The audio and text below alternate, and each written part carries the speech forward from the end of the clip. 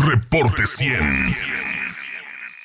En el espacio del Colegio de Sonora que tenemos todos los jueves, nos acompaña este día el doctor en epidemiología por la Universidad de Arizona, Pablo Reyes Castro, que pertenece al Centro de Estudios en Salud y Sociedad. Pablo, ¿cómo está? Buenos días. Buenos días, muy bien. Gracias por tomar esta llamada. ¿Tenemos el audio de Ricardo Salinas Pliego ahí? De Ricardo Salinas Pliego de ayer. Quisiera ponerle este audio. No sé si escuchó usted, Pablo, lo que dijo Ricardo Salinas Pliego, que prácticamente dijo que se estaba exagerando en torno a las medidas de prevención que se están tomando en algunas entidades, en algunos municipios en el país. Y quiero que usted, desde el punto de vista epidemiológico, nos diga qué está pasando y su opinión sobre esto. Verá, le voy a poner el audio, por favor. Hoy estamos mal, las calles vacías, todo cerrado, escuelas vacías, hoteles vacíos, restaurantes vacíos, parques sin gente. Esto no puede ser, esto no puede ser. La vida tiene que continuar. Sabemos que el miedo es muy mal consejero y hoy nos han metido a todos el miedo a morir por el virus. Veamos primero los datos duros del virus. 1, es muy contagioso. 2, la enorme mayoría lo tiene y no presenta síntomas, lo cual lo hace más contagioso. 3, sabemos que te da y te recuperas y desarrollas inmunidad. 4, también sabemos que en algunos pocos casos graves se desarrolla una especie de neumonía que afecta más a ancianos y a quienes tienen problemas previos de salud. 5, sabemos que casi no afecta a niños ni a jóvenes.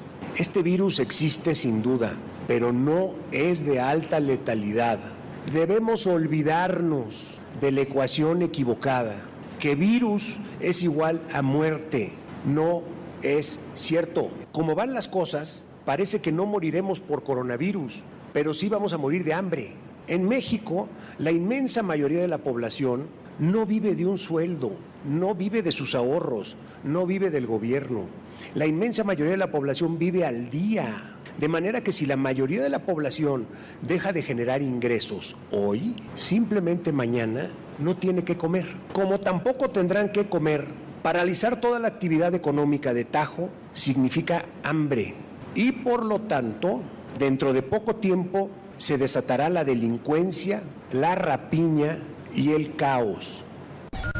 Es Ricardo Salinas Pliego. Pues será muy bueno Ricardo Salinas Pliego en los negocios y muy bueno para hacer negocios con los gobiernos, independientemente si son de izquierda, de derecha o de centro, porque siempre ha hecho negocios con los gobiernos, pero no es epidemiólogo. Pablo, ¿qué opina usted de esto? ¿Se está exagerando en las medidas de contención, de prevención que ha hecho el gobierno federal, el gobierno del estado? El gobierno del estado, hay un decreto que paraliza empresas no esenciales, por ejemplo, en las medidas que están tomando ayuntamientos al cancelar reuniones, fiestas quinceañeras, bodas, etcétera, etcétera. ¿Se está exagerando o es necesario? Su punto de vista como epidemiólogo. Bueno, yo creo que es necesario poner las cosas en contexto, ¿no? Decía que había que usar los datos y es precisamente a lo que se debe recurrir. Si la solución para parar esto fuera que al unísono todos vamos a saltar en un pie, pues lo hacemos. Pero no, hay que adaptarnos a lo que nos está planteando este virus. Sí. Es verdad que el COVID-19 tiene una baja letalidad, pero vamos poniéndola en contexto. Una enfermedad, por ejemplo, como el ébola, tiene una letalidad del 50%. Es decir, que de los que se enferman, solo un 50% sobrevive y el otro muere. Es prácticamente un volado. El COVID-19 tiene una letalidad, por lo que conocemos, del 4%. Es relativamente baja. La mayoría de los casos van a ser asintomáticos o con síntomas leves y se van a recuperar. Pero sí es más alta que una simple gripe. La gripe estacional con la que convivimos cada año en cada estación tiene una letalidad de alrededor del 0.1%. Entonces sí estamos hablando de algo que, si bien no es tan letal como otras enfermedades, sí es más letal que una simple gripe. Sí. El otro punto que me gustaría dejar muy, muy claro es que tal vez los que hayan seguido las conferencias del doctor López-Gatell y el doctor Alomía, habrán escuchado un concepto que se llama el número reproductivo, sí, o el R0. ¿Qué es ese número? Ese número te indica cuántas personas pueden ser contagiadas por un enfermo. En pocas palabras, te da una idea de la velocidad en la cual se puede propagar la enfermedad. Cuando estamos hablando de una simple gripe, esa velocidad es de alrededor de 1.5, es decir, que una persona infectada puede infectar a una o a dos. Con este COVID-19 nos estamos enfrentando a un ritmo de 2 a 3. O sea, es mucho más rápida que una simple gripe. Y luego se va multiplicando, ¿no? O sea, de 2 a 3, claro, y yo esos otros 2 y 3, y 2 y 3, y 2 y 3, hasta el infinito. Exacto, o sea, si pensamos en esa letalidad del 4%, sabemos que el 4% de 100 es 4 defunciones, pero el 4% de 1,000 son 40, y el 4% de 10,000 son 400, y así nos podemos ir. O sea, sí, si tratamos de ver esta situación con una analogía, pensemos, por ejemplo, en una locomotora, ¿no?, que poco a poco va tomando velocidad y tiene una velocidad máxima que más o menos sabemos que va a ser ese ritmo. Lo que se quiere evitar es que se alcance su velocidad máxima. ¿Por qué? Porque a cierto ritmo, no solo México, cualquier país, el sistema de salud más pintado que en el que uno quiera pensar, y como ya lo estamos viendo en algunos países, no puede soportar ese ritmo para atender la carga que te representa la enfermedad. Entonces necesitamos hacer todo lo posible para hacer más lenta la propagación del virus. Sí. De ahí la importancia. Necesitamos bajarle el ritmo, porque imagínate, si pensamos en esta misma analogía de una locomotora no frena en seco. O sea, una vez que se echa en marcha, es muy difícil pararla de un momento a otro. Sí. Entonces, lo que necesitamos es que no se acelere. Sí. ¿Y qué es lo que puede provocar la aceleración? Pues ponerle el combustible que ocupa. ¿Qué ocupa? Pues si puede marchar ese ritmo de 2 a 3 personas por cada persona infectada, pues necesitamos quitarle a esas 2 o 3 personas de enfrente a la enfermedad. Es decir, las medidas que se están pidiendo de distanciamiento social, de permanecer en casa, de aislar a las personas que presenten síntomas, etcétera, etcétera. Entonces, estoy de acuerdo con ese asunto de irse a los datos, y los datos, las estrategias no están planteadas desde un asunto político, no, es un asunto técnico, y eso lo tiene que entender la población. Es un asunto técnico al cual hay que atender. Sí. Y yo creo que otro factor importante es que precisamente porque no es tan letal, puede existir un exceso de confianza, porque si bien la mayoría de los casos van a ser asintomáticos o con síntomas leves, no quiere decir que no puedan propagar la enfermedad, y eso representa poner en riesgo a personas vulnerables. Entonces, sí, es algo que debemos de considerar todos en conjunto para el bien común, ¿no? Sí, luego también hace falta informarnos, doctor Pablo Reyes, doctor en epidemiología por la Universidad de Arizona, del Centro de Estudios en Salud y Sociedad del Colegio de Sonora, porque, bueno, hace unos días, la semana pasada, se publica la noticia de que China ya tiene la vacuna, y no faltó quien dijera, bueno, pues ya está la vacuna, no me voy a distanciar socialmente, voy a seguir con mi ritmo de fiesta, voy a seguir con mi ritmo de trabajo, voy a seguir contactando personas, pero el hecho de que una vacuna esté ya ahorita, probablemente ya está descubierta y probablemente sea la que se vaya a utilizar, no significa que mañana me la van a poner. Debe de pasar un tiempo bastante largo, Pablo, para que se pueda poner una vacuna. Sí, o sea, es un tiempo de 12 a 18 meses, entonces no puedes atenerte a que ya, desde luego, se están trabajando, y ahí sí un reconocimiento a los investigadores en China y en otros países. Se está trabajando sobre la marcha, generando conocimiento, y eso es muy valioso. Todo lo que ahorita podemos decir acerca de este asunto del coronavirus es debido a que hay gente generando datos y preocupada por buscar una solución.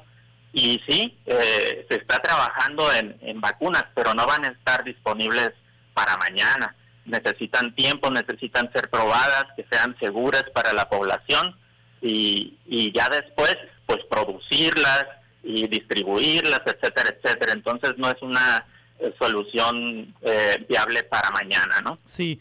¿Qué errores epidemiológicos cometió Italia, doctor?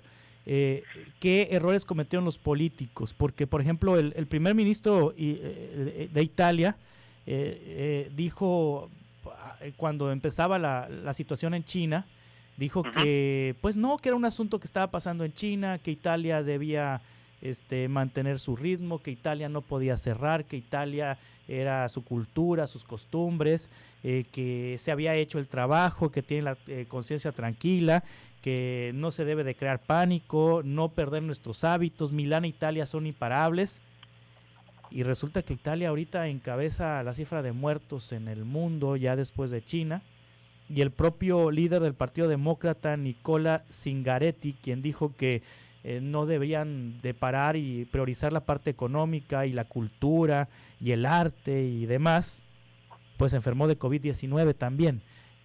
Sí, exacto. ¿Qué errores epidemiológicos cometieron en Italia? Dejar que se acelerara esa locomotora, dejar que cobrara velocidad la enfermedad.